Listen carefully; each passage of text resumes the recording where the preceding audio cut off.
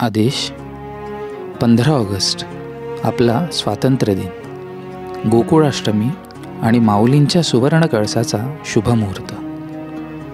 हा दिवस फक्त सणाचा नाही तर प्रेमाचा आणि आपुलकीचा सुद्धा। स्वयंशक्तीपीठ नाथ आश्रम परिवारातर्फे राजुरी येथील PM श्री जिल्हा परिषद प्राथमिक शाळेत गुरुपौर्णिमेनिमित्त आलेले शैक्षणिक दान सुपूर्द करण्यात आले।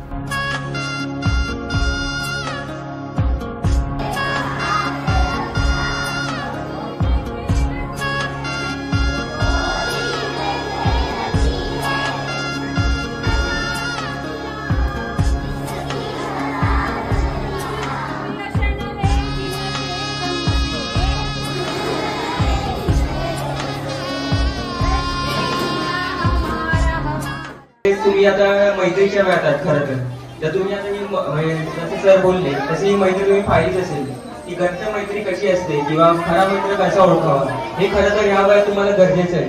म्हणजे तुम्ही आता ज्या वयातून जाताय तर तुम्हाला खोटे मित्र भेटतील, कधी कधी फसवणारे मित्र भेटतील, पण तुम्हाला खरा मित्र शोधायचा आहे जो तुम्हाला लाईफ टाईम सपोर्ट करेल पुढे जाऊन।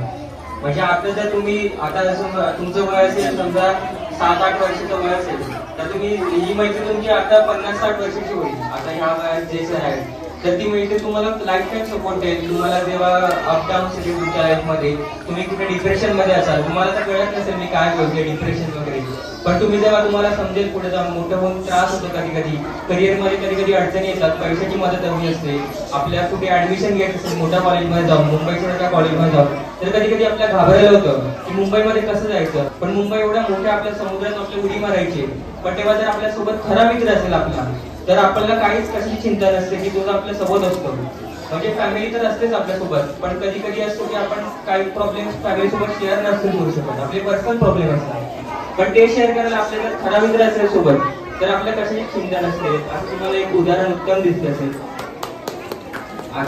तर थोडं दानाविषयी बोलतो मी।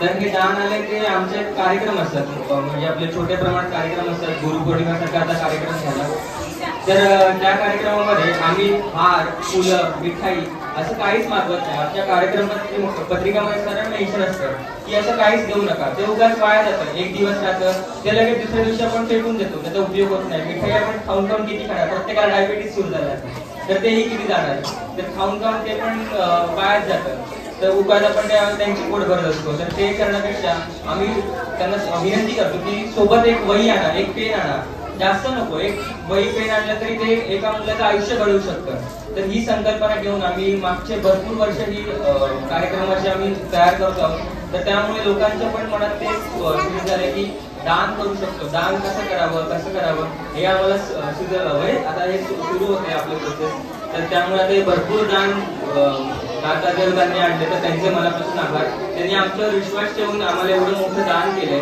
आणि ते आम्ही एका चांगल्या ठिकाणी पोहोचवतो याचा आम्हाला आनंद आहे की त्यांनी जो विश्वास आमच्यावर ठेवला त्याचा आम्ही आता भलं करत आहोत। आदेश मी थोडक्यात आपले म्हणजे 2 बोल संपवतो। धन्यवाद। लहानग्यांच्या चेहऱ्यावर उमटलेले ते निरागस हसू, त्यांच्या डोळ्यातील चमक आणि भविष्यासाठी निर्माण झालेले आशेची एक नवीन किरण, हीच आपल्या दानाची खरी ओळख होती।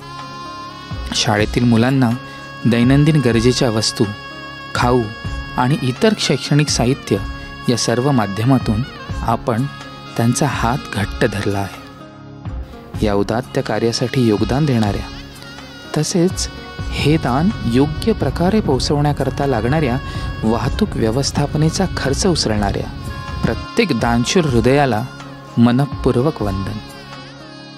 तुमच्या या सहकार्यामुळेच ही मुलं उद्याचं उज्ज्वल भविष्य घडवू शकते, कारण दान म्हणजे केवळ वस्तू देणं नाही, दान म्हणजे आशा देणं, भविष्य देणं, प्रेम देणं। दाता देवो भव। आदेश अलख निरंजन।